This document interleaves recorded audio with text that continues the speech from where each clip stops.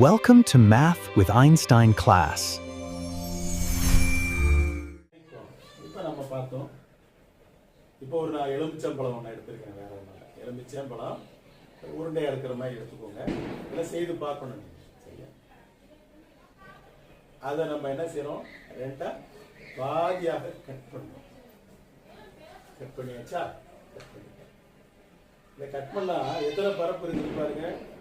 மேலே ஒரு பரப்பு இருக்கு, வளைவா ஒரு பரப்பு இருக்கு. இருக்கா? பாருங்க, மேலே உள்ள பரப்பு எப்படி இருக்கு பாருங்க, வட்டமா. அப்ப இந்த மேற்பரப்பு அது எப்படி இருக்குது? வட்டமா இருக்கு சார், வட்டமாக உள்ளது. அப்ப அதனுடைய பரப்பு என்ன வரும்? பை ஆர் ஸ்கொயர் சதுர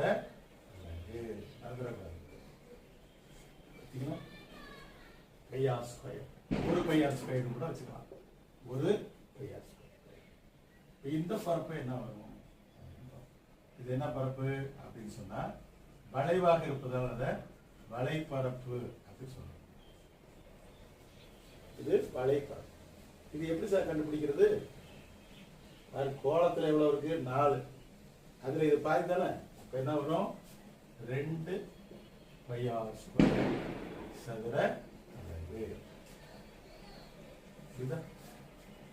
இதுக்கு மூணாவது ஒரு ஃபார்முலா இருக்கு.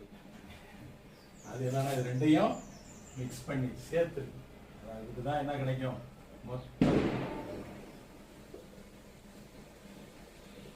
மொத்த பரப்பு. ரெண்டையும் நம்ம கூட்டணும்னா, 1 2 கூட்டினா எவ்வளவு? 3 சதுர.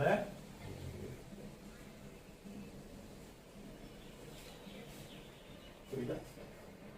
அப்ப இன்னைக்கு 2 விஷயம், முக்கியமான விஷயம் படிச்சோம், எளிமையா படிச்சோம். ஒரு முதல் வட்டத்தை படிச்சீங்களா, அடுத்து எங்க போயிடணும்? கோலத்துக்கு. கோலத்துடைய ஒரே பரப்பு தான் இருக்கு, ஸ்கொயர். இதுக்கு 3 பரப்புகளாக சொல்லப்படுகிறது. ஒன்று மேற்பரப்பு வட்டமாக இருக்கிறது, தட்டையாக இருக்கிறது. தட்டையான பரப்புன்னு கொடுத்துருவோம். நம்ம வட்டமா தான் இருக்கு. வளைப்பரப்புனா கோலத்துல பாதி, அதனால அதை 2 பை ஆர் ஸ்கொயர். 2 கூட்டினா என்ன வந்துருச்சு? மொத்த பரப்பு 3 பை ஆர் ஸ்கொயர் என்று ஒரு இந்த அளவியலை பொறுத்தளவுக்கு சரியான சூத்திரத்தை நீங்கள் பயன்படுத்த வேண்டும் என்பதுதான் முக்கியமானது. இப்போ இதை எளிமையாக உங்களுக்கு புரிஞ்சிருக்கும்னு நினைக்கிறேன். இதுக்குமே நீங்க என்ன செய்யணும், 6க்கு மதிப்பெண் நேற்று சொன்னது மாதிரியே மதிப்பெண்ணை கொடுத்து இந்த 2 சூத்திரத்தையும் ஒரு 5 கணக்காக நீங்களாவே போட்டு பாருங்க. அந்த 6க்கு என்ன மாதிரி நம்பர் எடுக்கணும் அப்படின்னு சொன்னீங்கன்னா, 7 மடங்குகளாக எடுங்க. ஏன்னா ஆரம்பத்தில் எளிமையாக அடித்து கொடுப்பது போல அது வகுக்கிற மாதிரி முழுமையா புள்ளியில வராத மாதிரி எடுத்து நம்ம என்ன செஞ்சுக்கணும், அந்த மெத்தடை பழகிக்கணும். அதான் ட்ரிக்கு. இப்போ 7 எடுக்கலாம், 14 எடுக்கலாம், 21 எடுக்கலாம், 28 எடுக்கலாம். இப்படி 7 மடங்குகளாக எடுத்துட்டு போனீங்கன்னா 6க்கு உங்களுக்கு இந்த கணக்கு போடுவதற்கு இன்ட்ரெஸ்டாகவும் இருக்கும், நன்றாகவும் இருக்கும். எனவே இதை போட்டு ஒரு 5 கணக்கு போட்டு பாருங்க. Thank you for watching Math with Einstein. Kindly share and subscribe it.